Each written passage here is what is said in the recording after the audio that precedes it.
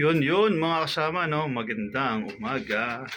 So for today's video, mag-review tayo nung barbers ng LBJ21. Ang ganda nito guys. Binibenta ko ng 9.3 from original price niya na 11 plus. 2 months, 1 month and half ko to inintay. So, let's go. Tingnan natin.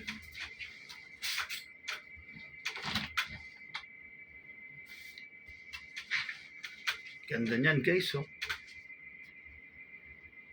Diba? Nagbabago yung kulay niya based dun sa ilaw. Pang prinsipe ito, guys. Pang prinsipe. Ganda nito. Kunin ko yung isa. No? As usual, hindi ito. Size 10 ha. Size 10.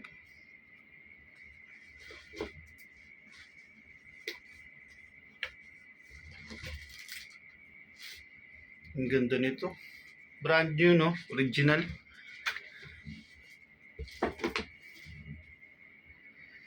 Sarap talaga umamoy ng bagong sapatos. Guys, XDR na pala to.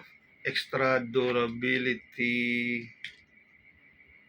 durable rubber, no? Play longer.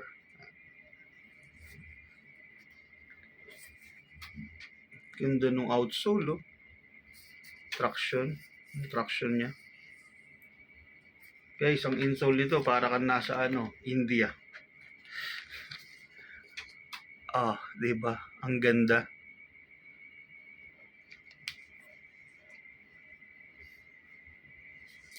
Ganda nito, guys. Pang collection talaga to.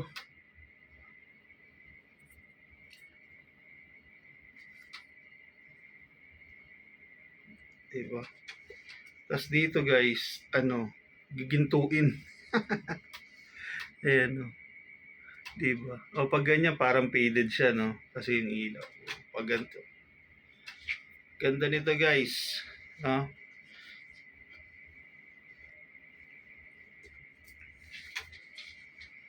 Barbers, no? So dito sa may tongue part niya, may pirma si Lebron. Tapos ang ganda talaga nito, hindi siya yung common swoosh. So parang nakapasok pa siya sa pinaka-carpet. Ganda guys. Hindi kayo magsisisi, no?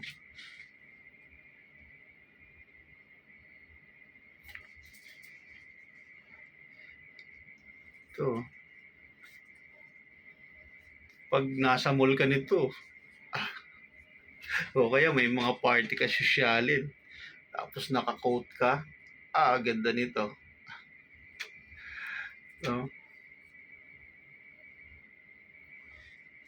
Dito sa kabila, barbers dito sa kabila, the shop, yung nakalagay dun sa pinaka parang ginto.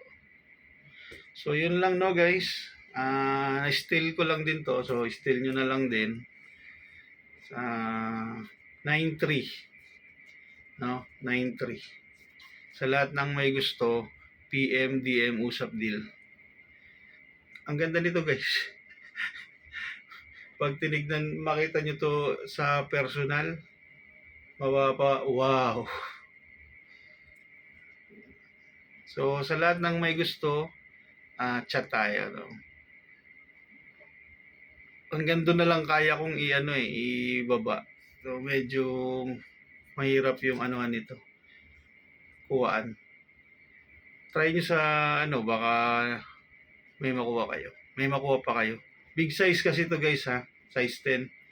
So medyo mahirap yung mga big size ngayon kasi ang bilis maubos. Unlike dun sa mga beyond 10, siguro may stock pa kahit pa paano. Lebron 21, The Barbers. No? So hanggang dito na lang. Peace out.